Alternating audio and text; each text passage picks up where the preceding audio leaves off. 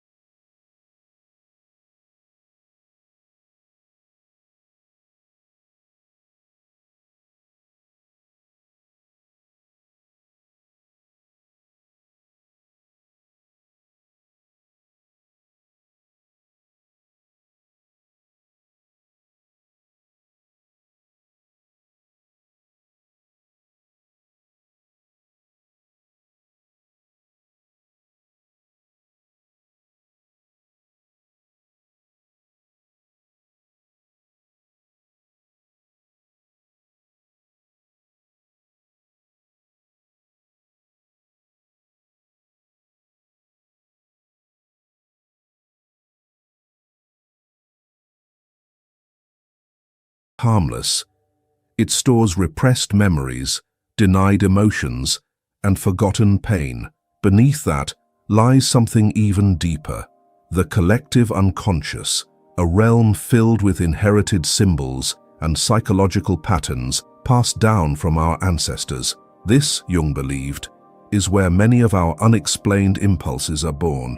You may think you're reacting rationally to the world. Jung would disagree. He wrote, "A man who is unconscious of himself acts in a blind, instinctive way, and is, in addition, fooled by all the illusions that arise when he sees everything that he is not conscious of himself coming to meet him from outside as projections upon his neighbor." In other words, when we lack self-awareness, we mistake our inner confusion for external threats. We become overly sensitive. A careless remark feels like a personal attack. A blank stare becomes rejection. Silence between messages becomes proof that we're not enough. But these reactions don't come from the outside.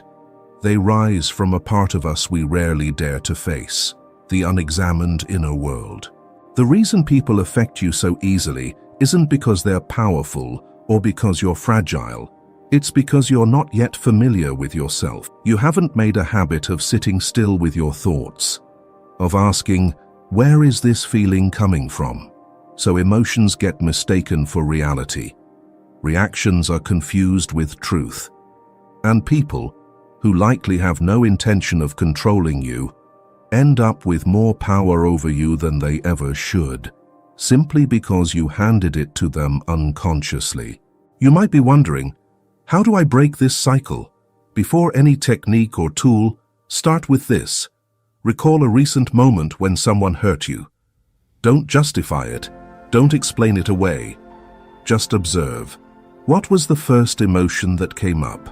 What did you assume would happen next? Did it actually happen? Or was it a projection built on fear and memory? The human mind is like a projector, and most of the time we're not watching real life. We're watching old reels of pain and fear playing out on other people. Someone doesn't text back. and suddenly we project onto them our fear of abandonment, of being forgotten, of not being loved, without any real evidence. That's why others can affect our emotions so deeply, not because they've done something extraordinary, but because we don't realize we're reacting to ourselves through them. I have a friend, let's call her Lara, who lived this out in a striking way. She was confident, successful, and driven, but whenever her boyfriend was distant or didn't reply quickly, she turned into someone else. Anxious, irritated, then emotionally shut down. She blamed him, said he didn't care, that he was changing. But therapy helped her uncover the truth. Her pain wasn't about her boyfriend. It came from childhood wounds, times when her parents' fights left her feeling abandoned. The real hurt wasn't from unanswered texts. It was the echo of a much older pain. And once she saw that, her boyfriend's actions lost their emotional grip.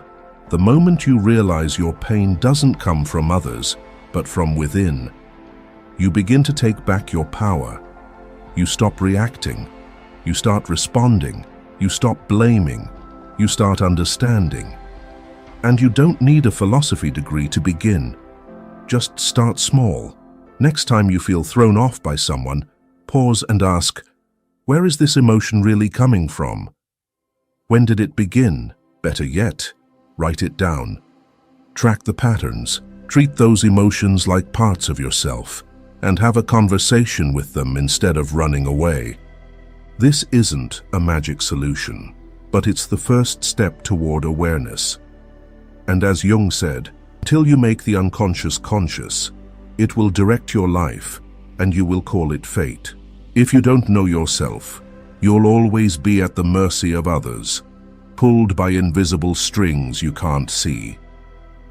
The good news? You can stop at any time. You can choose not to be affected, not by shutting down, but by seeing clearly. And that clarity is your invitation to go deeper. Because unless you know what part of you is hiding, you'll never understand why someone else can hurt you so much. Number 2, the inner split you don't see. The self within us is not a single seamless whole. It's a conflicted mosaic, where light and shadow coexist, rarely acknowledged. Carl Jung called this our inner division, a state where the version of ourselves we present to the world doesn't reflect the full truth within.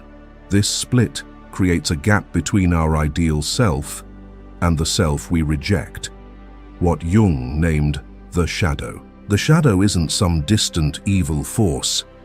It's made of everything in you that you've tried not to see. Selfishness, jealousy, shame, anger, weakness, the traits criticized, mocked, or hurt so deeply that you buried them. But what's buried doesn't disappear. It sinks into the unconscious, waiting for its moment to emerge. Jung described it as the thing a person has no wish to be. And because we avoid facing it, it ends up controlling us.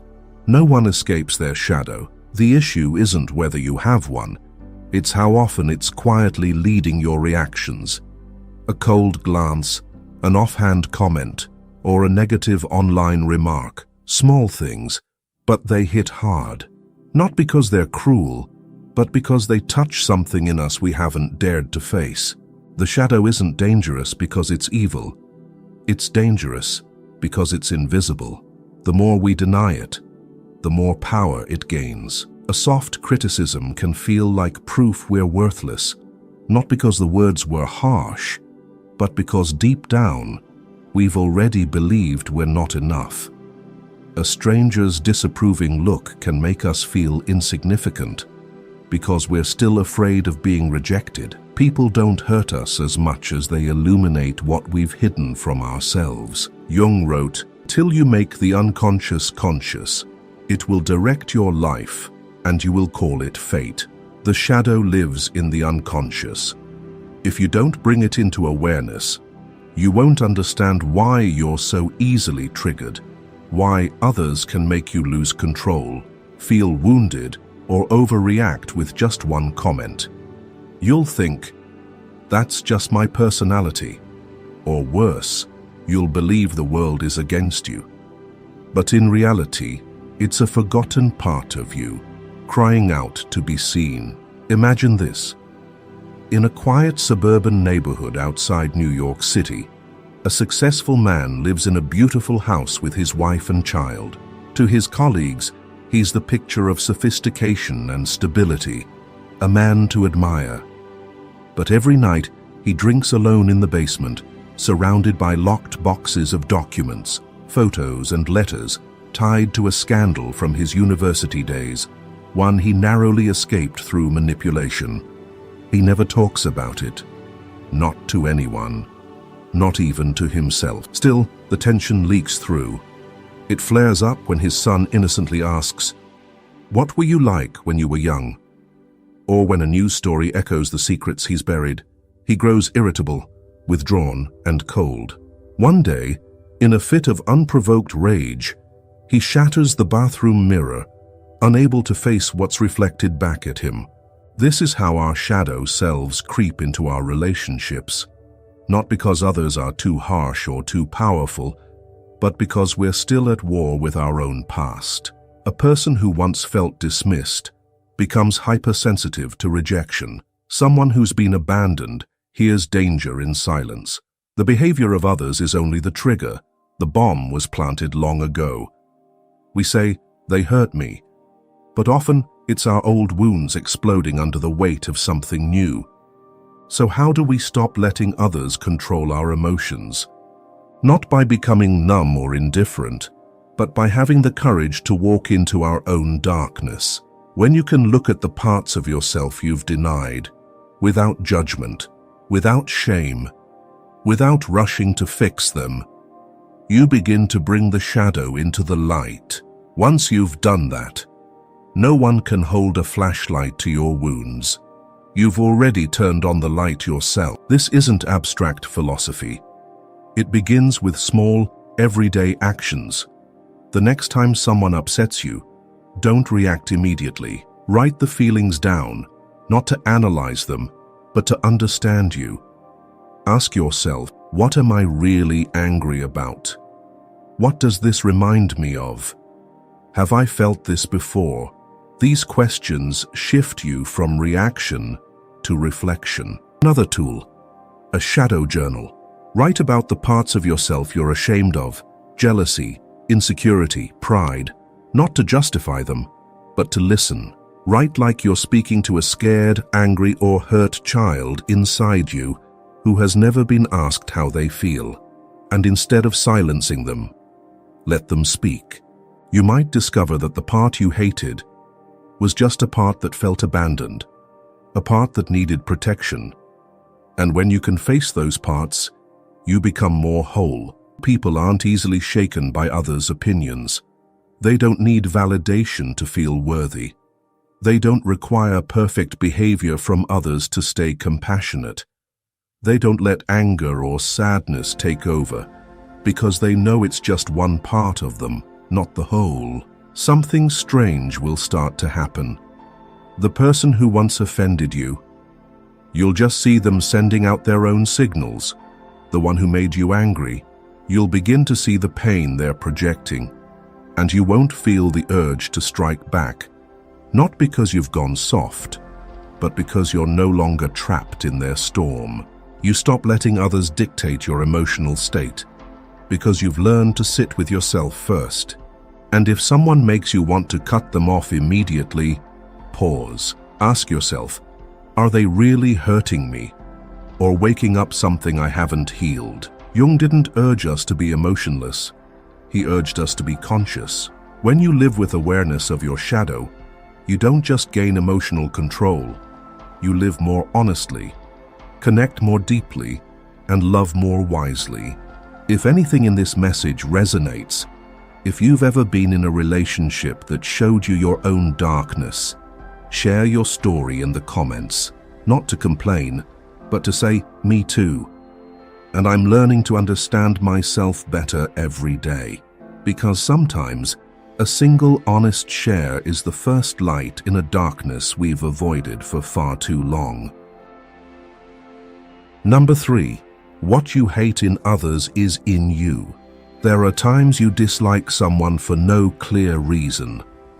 Other times, you care for someone with inexplicable intensity, as if they were meant to be in your life, even though you've just met. And sometimes, a passing comment from someone can cut like a knife, even when your rational mind insists it's nothing. These moments feel like emotional reactions to other people, but more often than not, they're reflections of parts of yourself you've never fully faced. Carl Jung called this psychological defense mechanism projection. It's one of the most common and powerful forces shaping human relationships. When we can't or won't acknowledge a feeling, trait, or desire within ourselves, we unconsciously assign it to someone else. A hidden part of us seeks expression, and it does so by appearing in others. Projection becomes both a disguise for what we don't want to see, and a screen where our unconscious plays out its secret narratives. Think of someone who irritates you. They might not have done anything wrong, yet you're convinced there's something off about them. Step back for a moment. There's a good chance the very thing you criticize in them is something you haven't accepted in yourself. Laziness, weakness, passivity, ambition, qualities you've been shamed for or judged yourself harshly for, if left unresolved, will seek an external host to show up in. Projection runs deepest in our most intimate relationships, partners, parents, close friends. Jung pointed out that it's precisely in close relationships where our unconscious projections become most visible. The closer we are to someone, the more likely we are to turn them into a projection screen for what we have not yet owned in ourselves. A romantic partner may become the savior we always dreamed of, or the villain who reopens old wounds, and we think it's about them, but it's really about us. This is why love and hate can feel equally intense. Both are signs of projection. If you've ever loved someone so much that you couldn't clearly see who they actually were, only how they made you feel alive, how they changed your whole view of the world, then maybe it wasn't them you loved, but a part of yourself you had lost, now brought back to life through them. Understanding projection doesn't make love less magical. It makes it more grounded, more real, and more healing. Without recognizing our projections, we're likely to repeat old patterns, fall for the wrong people, hold grudges for the wrong reasons, and confuse emotional cycles with fate. Still not sure? Let's look at a story, not to judge, but to reflect. Rachel is smart, successful, and prides herself on being a great judge of character. "I can tell in 5 minutes whether someone is trustworthy," she often said. Yet she kept falling for the wrong partners and choosing the wrong business allies. Her last relationship ended with the complaint, "He was controlling, overbearing, and never gave me space." But close friends noted that the man seemed respectful and even mindful of her boundaries. In a moment of deep self-reflection, Rachel opened up about her childhood. Her father was often absent, and her mother, strong-willed and critical, taught Rachel to toughen up to protect herself. As a result, Rachel developed a defense mechanism. Whenever she started to feel emotionally reliant on someone, she would see them as controlling. Her fear of dependency triggered a projection. She accused others of the very thing she feared happening to herself. When Rachel understood this, she stopped blaming her ex. Instead, she began the inner work of reconnecting with the part of her wounded by her mother. Her next relationship wasn't perfect, but it was more honest. Not a movie on the screen, but two real people facing each other. Like Rachel, you can break free from the loop of unconscious projections. But doing so takes courage, not to change others, but to look within. When someone triggers a strong reaction in you, pause. Don't act right away. Take a step back, sit with yourself and ask, what am I really feeling? Is this familiar? When did I first feel this way? What might I be placing on this person that doesn't actually belong to them? You might be surprised by what you uncover. Maybe you're arguing with your parents through the face of your partner. Maybe a harmless comment from your boss reopens an old wound from childhood. Maybe that unmotivated colleague is just reflecting your own unacknowledged procrastination. Every time you catch a projection, you reclaim a piece of your inner freedom. And the magic is this. When you stop projecting onto others, you not only protect yourself from unnecessary pain, you also start seeing people for who they really are, not as distorted reflections of your past. And if you've ever felt the need to wear a mask to hide the parts of yourself you think no one should see, stick around. In the next section, we'll explore another powerful psychological pattern, persona, the mask you wear to survive in society, and how it might be the very thing making you the projection screen for someone else's unconscious story. Number 4. The mask that's controlling you. No one is born wearing a mask, but growing up surrounded by expectations, judgment, and critical eyes, we learn that to be accepted, to be loved, we sometimes have to hide who we really are. Slowly, we start building a false face, what Carl Jung called the persona. In Latin, persona wasn't originally metaphorical. It was just a wooden mask worn by Roman actors to play a role. But to Jung, it was much more, not just a prop, but a part of the psyche, a social self we present to the world. The problem arises when we forget that it's just a mask.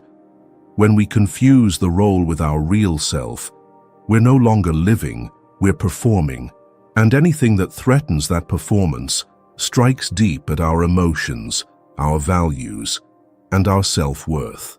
The tricky part is, the mask isn't entirely fake.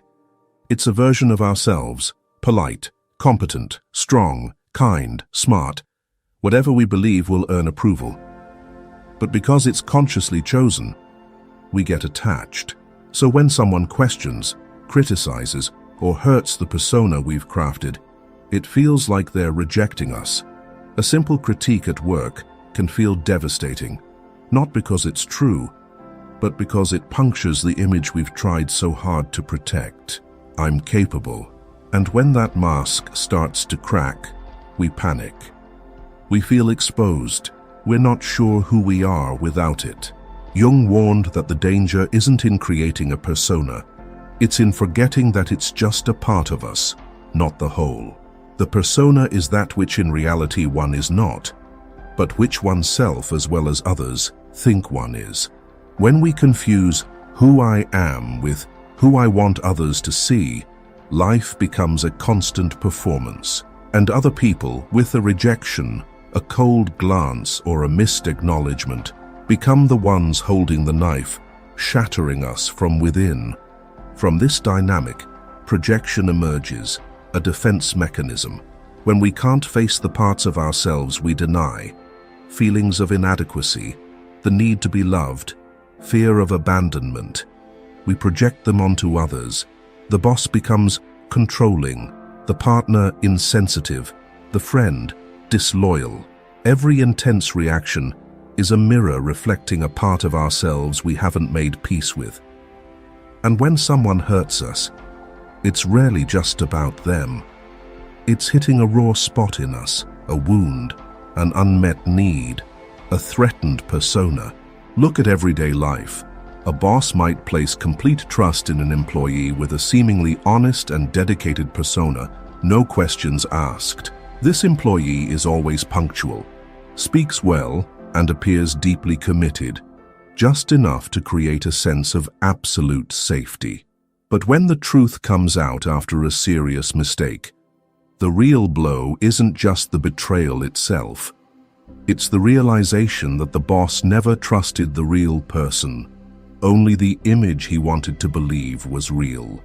When the mask falls, it's not just trust in others that crumbles. It's confidence in one's own judgment that takes the hardest hit. And that's the deepest crack of all. This script plays out more often than we think. A friend turns distant. A colleague lets us down. A partner changes. But what really hurts? Is it their actions, or the image of them we held onto? And when it breaks, are we mourning the person, or the mask we once trusted? To stop being so shaken by others, the answer isn't just to toughen up. It's to see more clearly, to know when we're performing, when we're projecting, and when we're rejecting a part of ourselves. A simple way to begin: spend a day just observing yourself in social situations. How do you react when you're praised, when you're criticized? What are you protecting? An image, a role, or a core value? Try this. Write down 3 masks you tend to wear. Maybe it's the cheerful one, the one in control, or the one who never fails. Then ask, what happens if others don't acknowledge this version of me? Do I still feel worthy? Or do I fall apart because I believe I'm not enough without it? Sometimes we need to pause in the rush of life and ask, am I living as my true self, or just a more acceptable version? That's the first step toward freedom, recognizing the mask so we can begin to loosen it. No one's asking you to be completely raw, but knowing you're not the mask is enough to strip away the power of others' judgment. You don't need to toughen up to avoid getting hurt. You just need to understand what part of you is getting hurt. And if something triggers anger, pain, or a sense of injustice, ask yourself, is this about them, or about something in me I haven't yet faced? Don't be surprised if you feel empty when you start taking off the mask. You've built your identity around others' approval for so long. But in that emptiness, your real self starts to speak. That's where we'll go next, learning not just how to stop being controlled by others, but how to take ownership of your own emotions, because the most important journey isn't about controlling the world. It's realizing you were never meant to be anyone else. And once you see that, no one can shake the calm at your core. Number 5. Freedom starts with self-knowledge. Carl Jung believed that our deepest wounds don't come from the outside world, but from the inner split within ourselves. We've already talked about the shadow, the parts of us we reject, hide, or forget. But the shadow doesn't appear on its own.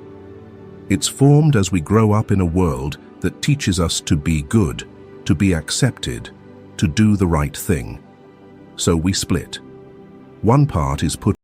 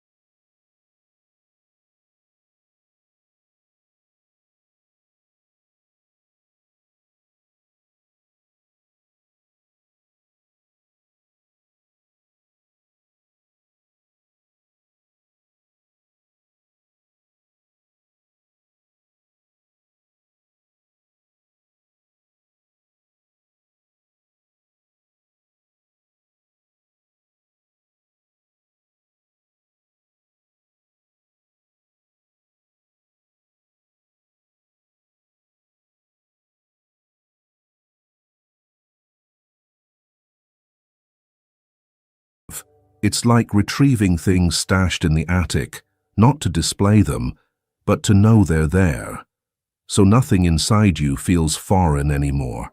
People who haven't begun this process are easily swayed because they live as if borrowing their emotions from the world around them. They feel joy when praised, despair when ignored, anxiety when others are upset, like a ship without a rudder, tossed by every little wave. But those who've done the inner work are different. They still feel, but they're not consumed. They can tell what feelings are truly theirs, and which ones are old, unconscious patterns. For example, you send someone a message, they read it, but don't reply. If you haven't individuated, you might spiral into confusion, rejection, or anger. But someone who's grounded in themselves would pause and ask, "What is this feeling? Why am I reacting so strongly? What old wound is this poking at?" That question doesn't make you cold, it gives you agency. Emotions aren't the enemy. But if you don't understand where they come from, they'll drive your life for you. Individuation doesn't teach you to control your emotions with logic. It teaches you to listen to them, so you're not ruled by them. And no, you don't need to read stacks of psychology books or meditate for hours a day. Sometimes it starts with something as simple as being honest with yourself, like when you say, "I'm fine but want to cry," or when you brush things off with a smile, only to feel small later that night. Every time you silence your inner voice, you delay individuation. But each time you pause mid-conversation and ask yourself, "Am I reacting from truth or from fear?" That's when individuation begins. Every moment you stop chasing understanding from others and start seeking understanding within, that's progress. Here's a powerful truth. The more you understand yourself, the less you need to control others. And the less you try to control the world, the less it controls you. People might still ignore you, disappoint you, or walk away, but you no longer fall apart. Not because you're numb, but because you're whole enough not to need validation. Now's a good moment to pause. Ask yourself, how many parts of me have I never acknowledged? How many of my reactions are truly mine? And how many are echoes of buried pain? You don't need the answers right now. The moment you start asking, you've already changed. To practice individuation is to stay present with yourself. No escaping, no denying, no sugarcoating. Every day, choose a moment and ask, what did I fake today? Not to judge, but to understand. Every time you dare to notice even the smallest bit of pretense, you take a real step toward becoming fully, honestly you. And then something unexpected happens. People might still let you down, but you don't get lost. Because you've become your own home. If you've made it this far, don't stop now. We've laid the foundation. Now it's time to live it, day by day. Not by building walls, but by building roots. That's where your logic, emotions, and intuition sit at the same table, and you, not anyone else, hold the key. Number 6. Train your mind to stay untouched. You can't always stop people from treating you poorly, but you can learn how not to let it destroy your inner world. That's not being cold or indifferent. It's a survival skill in a world where a glance, a careless word, or a seen but no reply message can throw you off for the whole day. We've all been there, consumed by a vague, heavy feeling, triggered by the smallest action from someone else. But if your mood can be hijacked by someone's behavior, are you really living your own life? Carl Jung didn't dish out typical self-help advice. He didn't tell you to be strong and stop caring. He showed that true strength comes from facing yourself, the parts you like and the parts you fear. If you want to stop others from shaking your world, the first step isn't learning to control them. It's learning to control how you respond. No one can hurt you unless you hand them the keys to your emotions. Imagine standing in a hall of mirrors. Everyone you meet reflects a part of you. When someone angers you, it's not because they have power. It's because something inside you has been touched. And if you react instantly, you've surrendered control of your emotional world, like handing a remote control to a stranger. Do the opposite. Be the observer. When a strong feeling rises, don't respond right away. Picture yourself sitting in the stands, watching your emotion like a character on stage. Count slowly. Breathe deeply. Ask, what am I feeling? Why?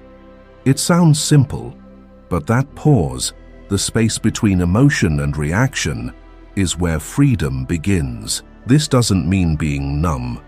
On the contrary, the more sensitive you are, the more vital this skill becomes. A forgotten message, a clumsy comment, a strange look. These things can stir up old wounds. That's human.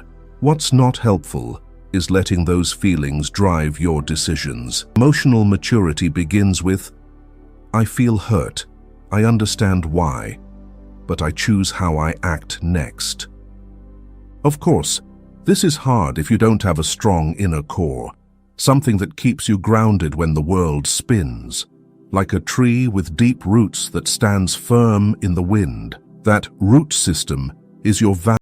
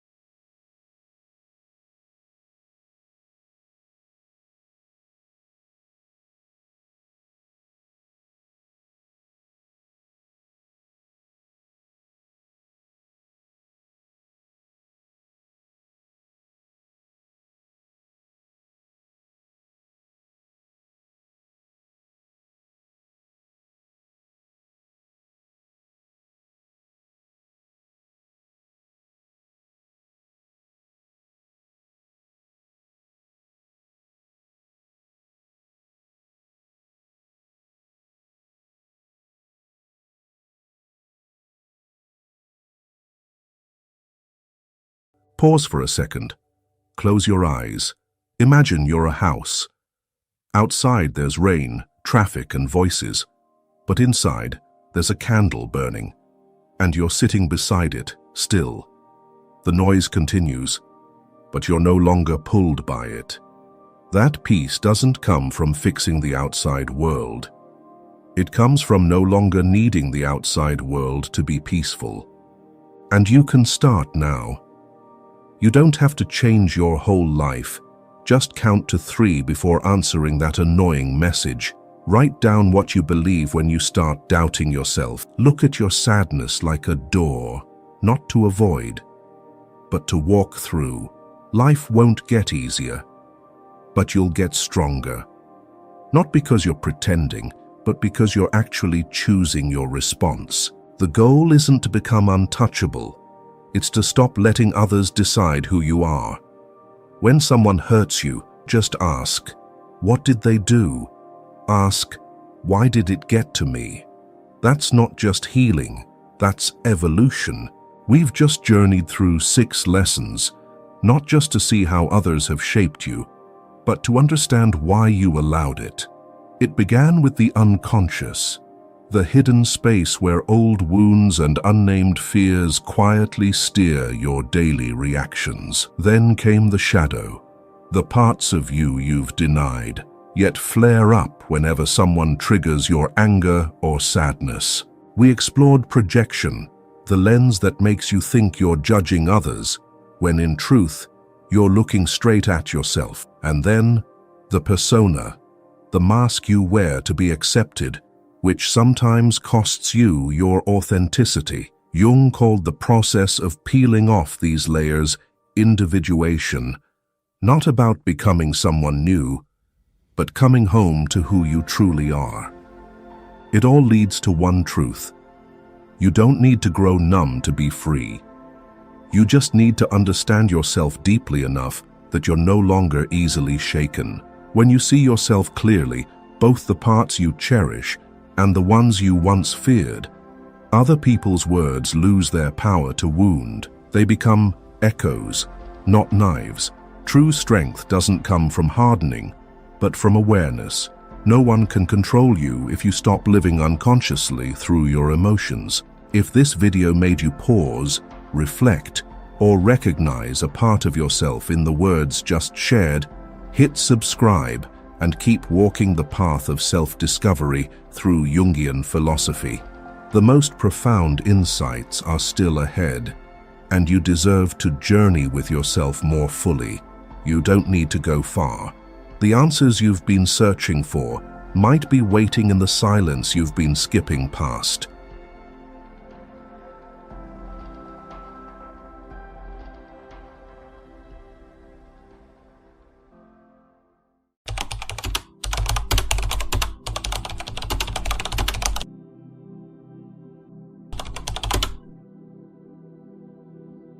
Have you ever wondered what true confidence looks like? Is it the woman who enters a room and draws every gaze with her radiant laughter? Or the one who speaks the loudest, stays the busiest, always striving to prove her worth? Or is true confidence something quieter, more profound? Society teaches women to stand out, to excel, to be loved. But in that noisy race, there is a rare quality that becomes a symbol of strength: composure. Jung believed that a woman who does not seek validation from others' gazes, who does not need to shout to claim her place, is the one who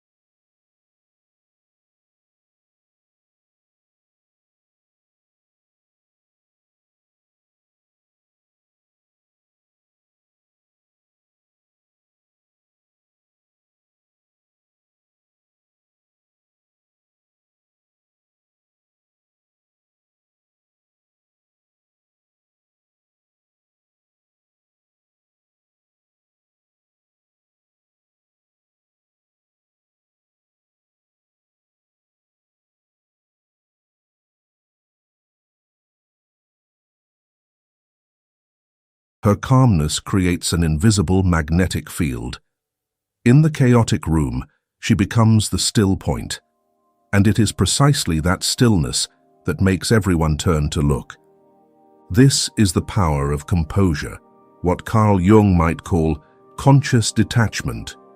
It is not about being numb to the world, but about creating a healthy distance between your inner self and the external chaos.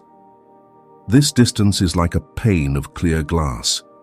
You see everything, hear everything, but you don't let it pierce through and sweep you away. You choose to stand outside the whirlwind, observing it spin, rather than diving in and letting it crush you. In Jung's depth psychology, composure does not stem from aloofness. On the contrary, it is the result of daring to face true emotions, especially the most uncomfortable ones: fear, hurt, and the craving for validation. Those who have never walked through their inner shadows will always react to every flicker of light outside. A single criticism can plunge them into despair. An indifferent glance can spur them to change to gain approval. A compliment can send them soaring, only to lose themselves in the process. But those who have come to know their shadows are different. They do not deny their emotions, but they place them in their proper context. And it is this that creates a steadfast composure, like an ancient tree standing firm against a storm. To make this clearer, consider a familiar example.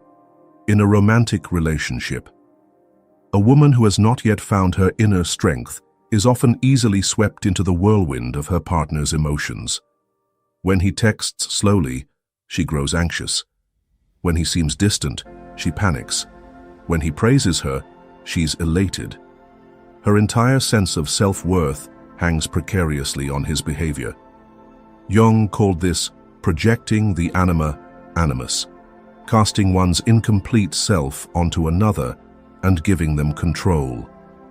In contrast, a composed woman, one who has learned conscious detachment, does not let herself be swayed by every small gesture of her partner.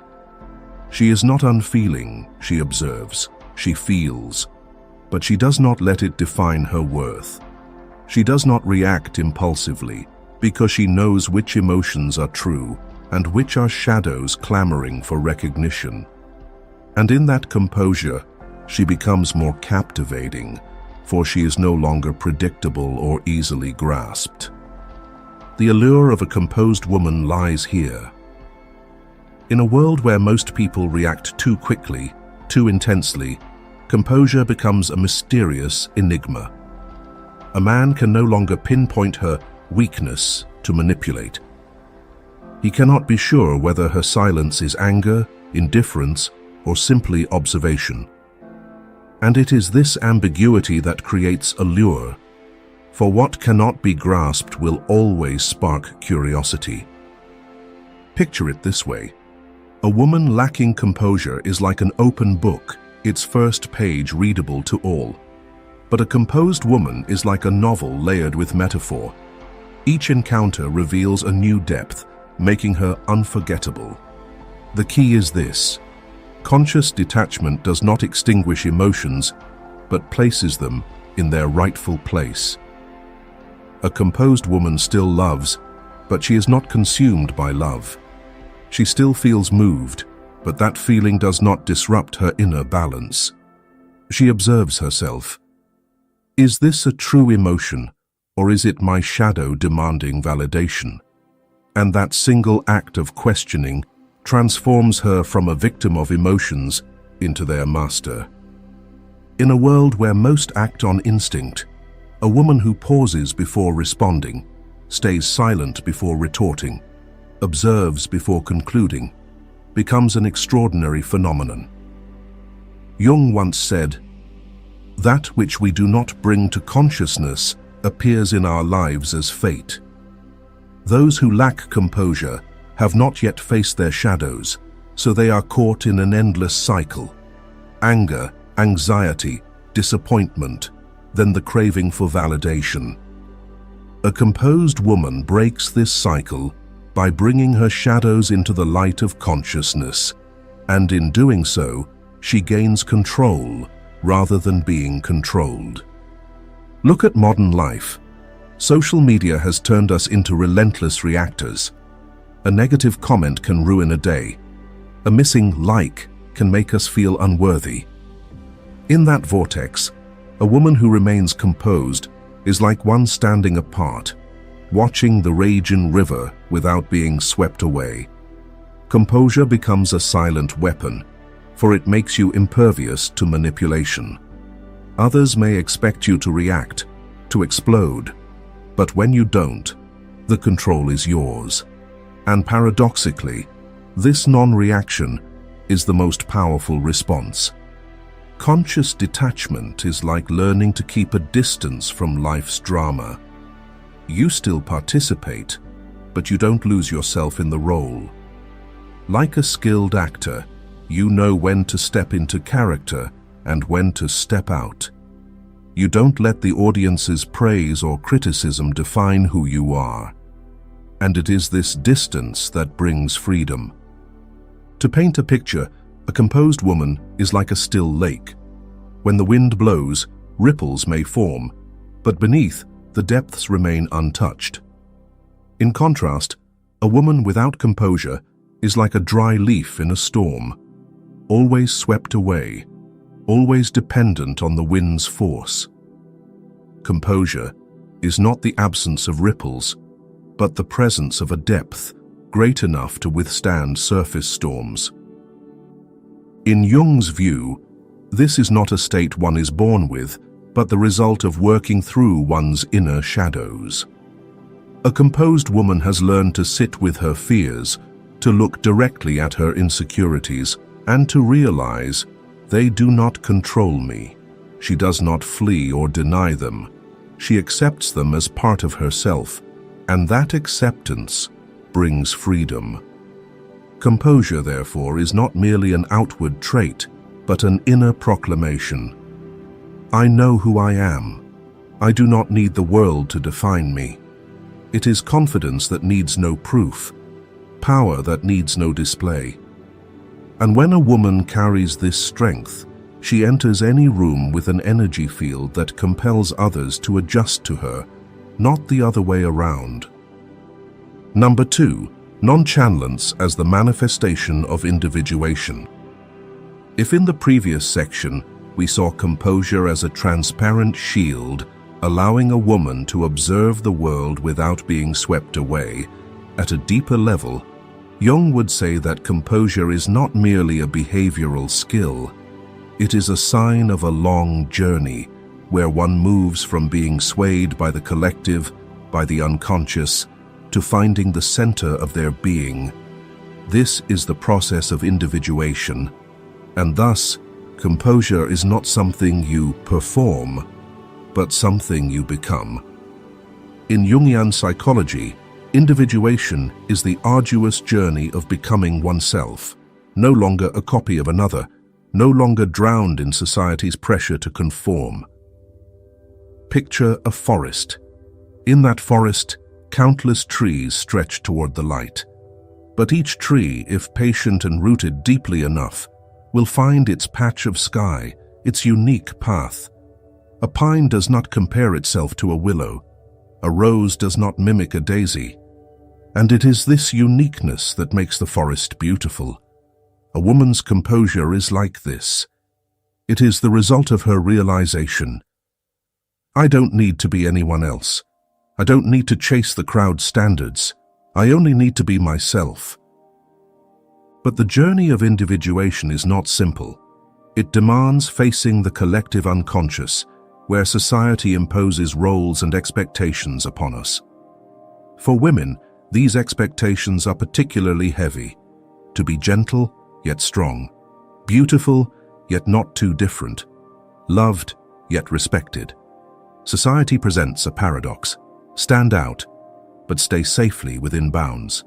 And many women, before undergoing individuation, lose themselves in the race to please everyone.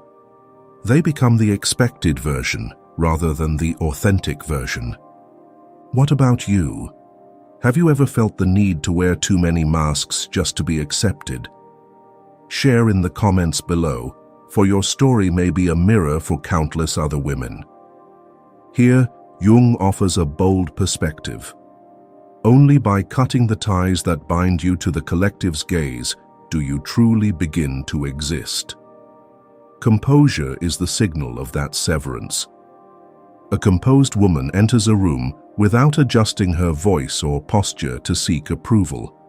She doesn't need to guess what others think of her.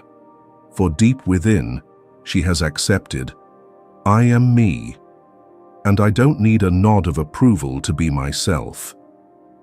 If earlier we viewed composure as a strategy to escape emotional sway, here it is also a sign of spiritual maturity. A composed woman has walked through her shadow, confronted the archetypes in her unconscious, from the mother, the lover, to the warrior, and integrated them into a unified self. She does not need to play every role at once to prove her worth. She can be a mother without losing her individuality. She can love without sacrificing her freedom. She can succeed without shouting for recognition. All because she has found her inner center. Take a workplace example. A woman yet to embark on individuation often feels restless under her colleagues' gazes. Criticism makes her feel inadequate. Praise makes her feel valued. Her entire sense of self hangs on the thread of external validation. But a woman who has individuated is different. She listens to feedback, but her composure shows that praise or criticism does not define her. They are merely opinions, while her worth lies in her self-awareness and inner truth. And this makes her unshakable, naturally respected. Jung once said, "The privilege of a lifetime is to become who you truly are. The greatest privilege of life is to become oneself." Composure is the clearest evidence of that privilege. When a woman attains composure, she has stopped performing for the crowd. She has shed the need to please, becoming a natural yet powerful presence. Like a mountain, it does not need to shout to prove its grandeur. It stands there, silent, unchanging, and that silence itself commands authority. Another remarkable aspect, composure as a manifestation of individuation changes how others perceive you. When you are composed, you become a mirror. Others look into it and see their chaos, their quick reactions, their impatience, their dependence. And in that contrast, they are drawn to you. Your composure is not just a personal state, but a mirror reflecting the collective. And this is where Jung emphasizes, those who undertake individuation not only liberate themselves, but unintentionally become a light for those around them. Composure also signifies overcoming one of the deepest unconscious desires, the longing to belong. The need to belong stems from deep within the collective unconscious. Our ancestors survived through tribes, so the fear of exclusion is etched into our nervous system like an alarm bell. For Jung, this is the call of the crowd, an archetypal force, both gentle and fierce, pulling us toward the safety of conformity. But at the turning point of individuation, a woman learns to stand at the edge of that pull without leaping in. She realizes, if her existence depends on renting space in others' eyes, that self is merely a shadow of approval. Composure signals that the lease has been torn up.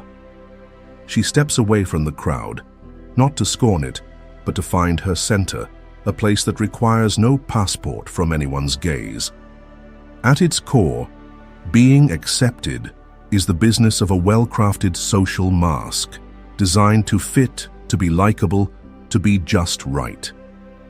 The persona helps us pass through life's doors, but when we identify too closely with it, the soul begins to suffocate. A composed woman thanks the mask for protecting her. then gently sets it aside when it's no longer needed. Pause for a moment and imagine, if right now you no longer needed validation from anyone, how would you live differently? Here lies the paradox. When the fear of abandonment subsides, your allure grows. Why? Because your energy shifts from, "Please choose me," to, "I have chosen myself." In Jung's terms, this is when the animus, the inner masculine principle in a woman, is integrated. When the animus is unrecognized, it often appears as a chorus of noisy opinions in her mind, compelling her to seek external proof to feel secure. Compare this.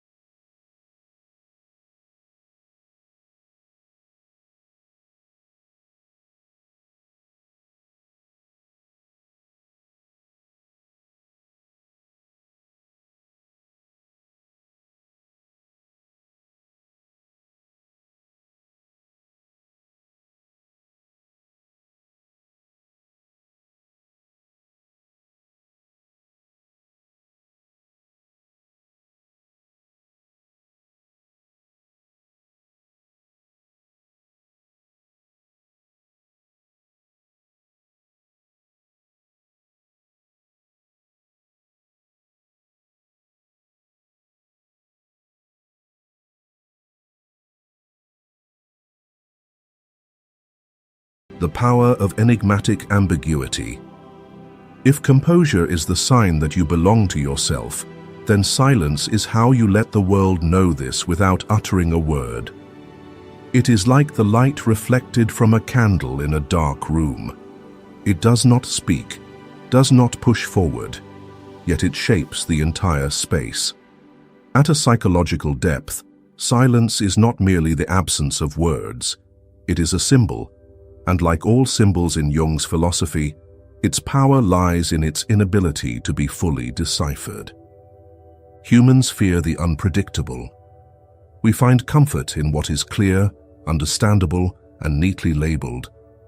But a composed woman, when she chooses strategic silence, becomes an enigma, difficult to grasp. Others cannot discern what she thinks, what she wants, whether she is pleased or angry. In-depth psychology, this state causes others to project their assumptions, anxieties, and even their desires onto her. She becomes a blank mirror, and it is precisely that blankness that brims with power. This holds in personal relationships, especially in love. Strategic silence is not a game of silent punishment or playing hard to get. A partner in anger may hurl a barrage of words, expecting a reaction. But when you do not respond immediately, your silence becomes a mirror reflecting their inner storm. They hear their volume, recognize their chaos. Often, silence has a greater educative power than any advice. People tend to resist words, but they cannot resist the void of silence. They are compelled to fill it with their thoughts. Pause for a moment and ask yourself, in the times you chose silence, what became clearer? The truth of the other person, with their anger, insecurities, or vulnerabilities laid bare, or your truth, that you could stand firm without needing to shout. Sometimes a moment of silence speaks louder than 1,000 words, if you are perceptive enough to listen. In reality, picture a boardroom. Everyone is eagerly presenting, interrupting to prove themselves. Amid this wave of words, a woman sits quietly, her gaze observant, her expression composed. She does not rush to comment or interject. The mere moment she pauses before responding slows the room down. Others adjust their volume, temper their tone, because her silence forces them to regulate themselves. Here, power does not come from the quantity of words, but from the weight of their absence. In Jung's philosophy, symbols hold power because they are ambiguous. A dream image, the more incomprehensible, the more it urges us to seek meaning, the more it becomes a force of attraction. A woman's silence is the same. It offers no answers, compelling others to speculate, to fill the void with their imagination. And paradoxically, the more they speculate, the deeper they are drawn into her energy field. In today's society, where everyone speaks too much, shares too much, silence becomes an act of resistance. It is like a drop of ink in a glass of clear water. It instantly draws every eye, though it makes no noise. But let it be clear, this is not the silence of helplessness, but strategic silence. It stems from the ability to discern what is worth saying and what should be left to settle. A composed woman does not use silence to evade, but to observe. She allows herself to step outside others' frantic pace, to see the motives behind actions, the shadows behind smiles. In Jung's view, this is the gaze that pierces through the persona to touch the shadow. When you are not swept into others' games, you see what they are hiding. The power of silence also lies in its reversal of power dynamics. When someone does not react, others begin to reflect their anxieties. They wonder, what is she thinking? Is she judging me? Does she dismiss me? In that ambiguity, you hold the reins. As Machiavelli once wrote, a ruler must keep others in a state of uncertainty, for the unpredictable is what makes them wary. Jung would agree, but add a deeper layer. Silence is not just a political tactic, but an ancient psychological phenomenon. In the collective unconscious, silence is tied to the power of the divine, the mysterious. A monk in meditation needs no words yet evokes reverence. A woman who chooses silence in a tense conversation does the same. She becomes a symbol of the ungraspable. You see this in true leaders. A leader does not need to speak endlessly to prove authority. A single composed glance, a pause before responding, is enough to make others adjust. A woman is no different. When she enters a boardroom, her silence is not a lack of ideas, but an implicit message. I don't need to waste words to be present. My presence is enough. And that commands respect. Angela Merkel, former German Chancellor, is often cited as a symbol of quiet leadership, where silence is not a lack of strength, but the embodiment of steadfast authority. Merkel did not need to speak incessantly to leave her mark. She practiced quantitative minimalism in speech, using few words, but always hitting the mark. Commentator Stefan Cornelius once noted, "She quietly assesses the different factors involved in a given situation, and then decides which way she wants to go, and does it quietly and without fanfare." The New Yorker described her as the quiet German, alluding to her leadership style. During the European currency crisis and tensions with Russia, Merkel did not rush into emotional outbursts. She listened silently, observed, then made decisions at the right moment, like someone controlling the space through deliberate waiting. This made both opponents and allies adjust to her, for they could not predict when or how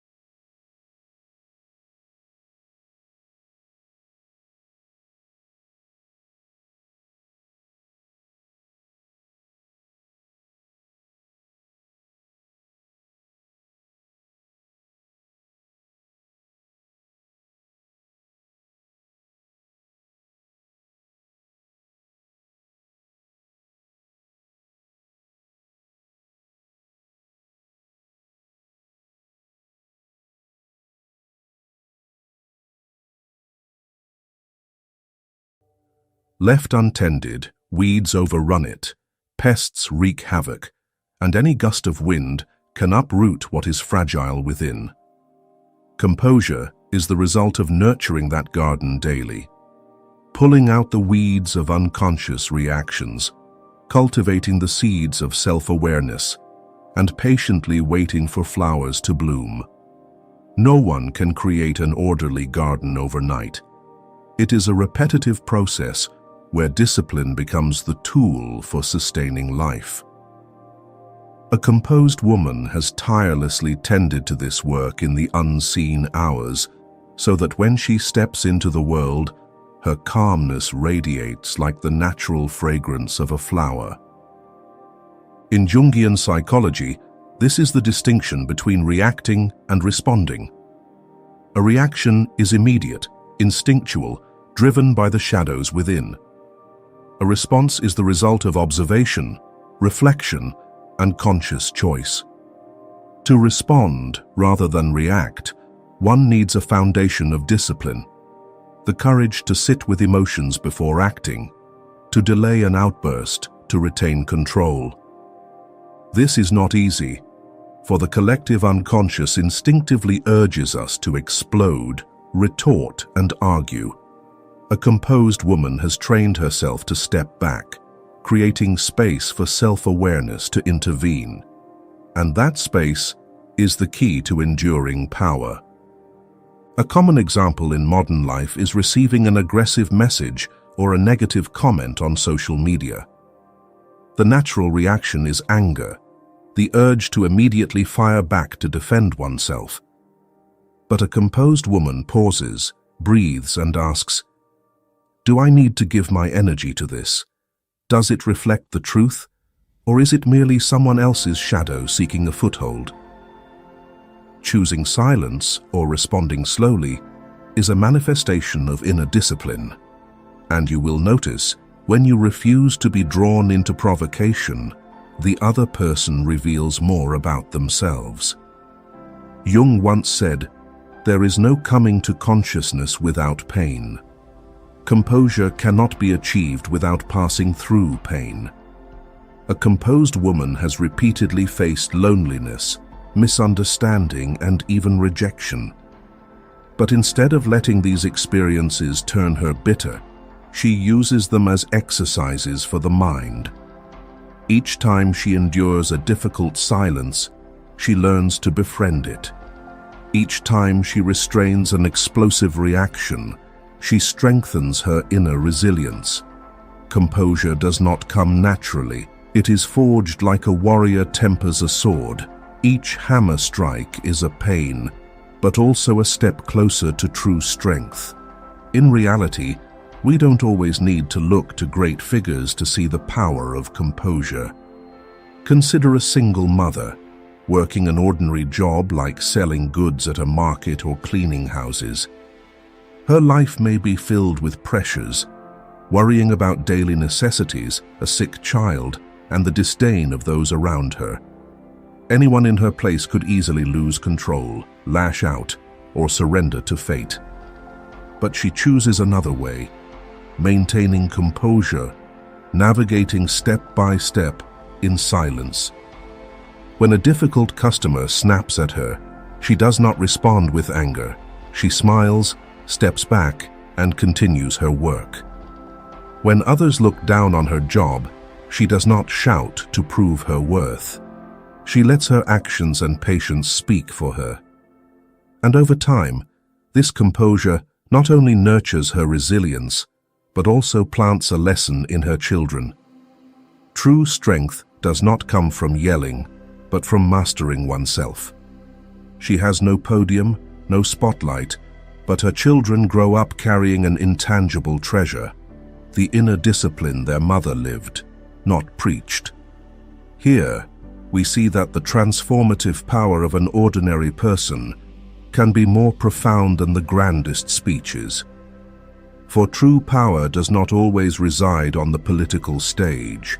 It can quietly exist in a kitchen, a small market stall, or in the way a humble person stands firm against life's storms.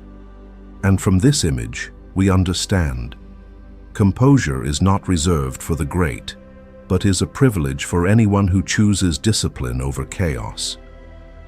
A woman, in the ordinariness of daily life, can become a living symbol for her children, friends, and those around her, simply by refusing to let the world dictate her reactions. That is inner discipline transformed into enduring power. Composure is also the result of establishing inner boundaries. A composed woman knows her energy is precious and chooses carefully where to invest it. She does not waste emotions on meaningless arguments or pour effort into relationships that only drain her. She understands that true power lies not in doing everything, but in knowing what is worth doing. This is discipline, daring to say no when others expect a nod, daring to step back when others push you to stay.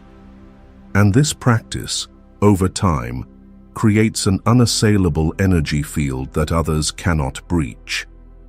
To visualize, compare two types of fire: a blazing flame that burns brightly but briefly, and glowing embers that radiate steady, enduring heat.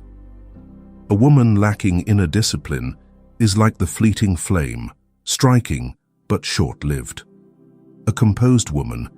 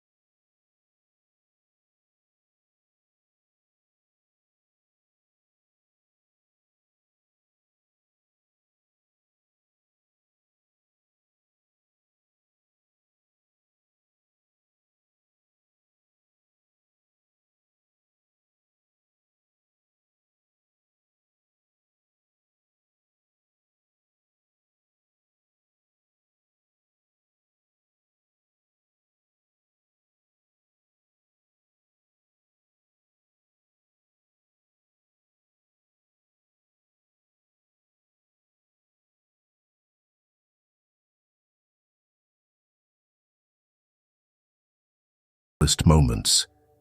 It is when you choose to breathe instead of arguing, when you smile through a sarcastic remark instead of holding it in your heart, when you dare to turn off your phone, sit in silence, and listen to the whisper of your soul.